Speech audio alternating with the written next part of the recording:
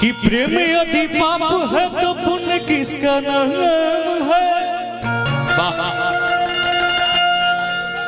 कि प्रेम यदि सत्कर्म है तो धर्म किसका नाम है। जाकर देखो मन मंदिर में सत्य भगवान है। इन पापियों के पाप से ये प्रेम भी बदनाम है। एक और भाव है भैया जी कि हर कली गुलाब नहीं होती। वाह वाह। कि हर कली गुलाब नहीं होती। कि जो प्यालों में छलकती है वो शराब नहीं होती। झूठे उम्मीद पे ताजमहल बनाने वाले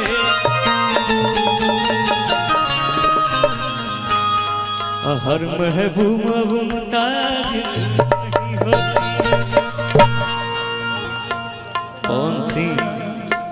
पवन भैया के तरफ से मोहब्बत कर गई लखिया, ये वाला सुना दो जरूर।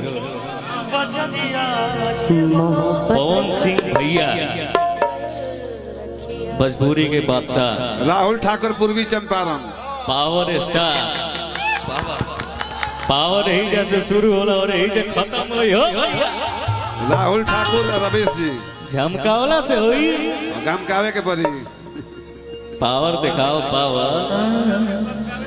कि हमें प्यार ईश्वर अल्लाह तेरे नाम कि हमें प्यार पूजा।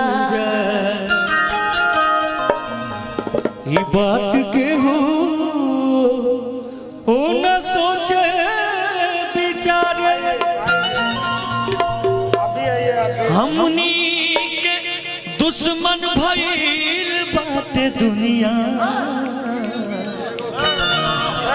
ऊपर ऊपर नीचे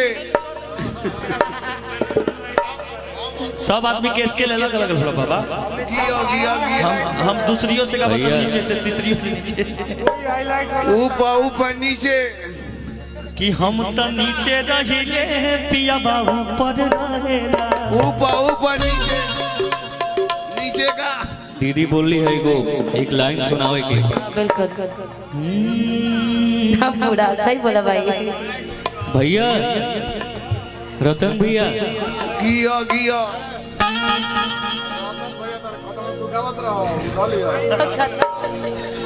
मोहब्बत कर गइल लखिया न धड़कन के खबर लागल। ही रूपवा के असर न हा। ही रूपवा के असर न हा। प्रीतिया कर गइल पागल।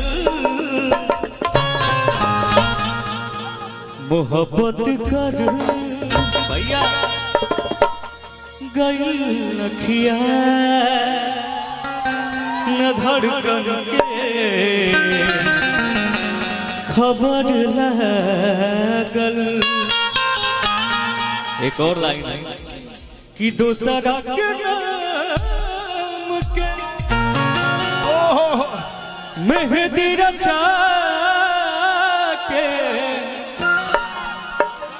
कि दूसरा के नाम के हर मेहंदी रचा के भइलू चीज पराई प्रीतिया। सताई। एक लाइन और दिया तो सताओ ता लगे ये कि क्या हो रहा रूपवा सलोना सताइले के बाद हम दुबरा गई थी ए धनिया हो ए धनिया हो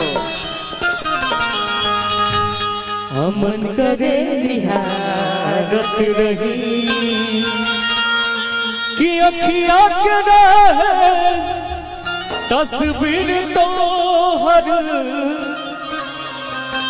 हर दिल में उतारत रही एगो हई हो का ना होके कि चाहिए रूपवा सलोना ए धनिया हम करे निहारत रही ए बिना विनय विनय जब जब सैडे में हो जाए तो यही गा देना। स्केल भी आप ही लोग का लगा ही है कि ना कोनो हाट ना बजरिया से होला। बिल्कुल बिल्कुल ये पूरा पूरा हाँ, क्योंकि स्केल आप लोग का लगा हुआ है, नहीं तो मैं स्टार्ट कर दी होती अब तक। मैं भी स्टार्ट कर देती अब तो आप तो कर ही देती है, आप रुकती कहाँ है? उमरिया के नजरिया से होला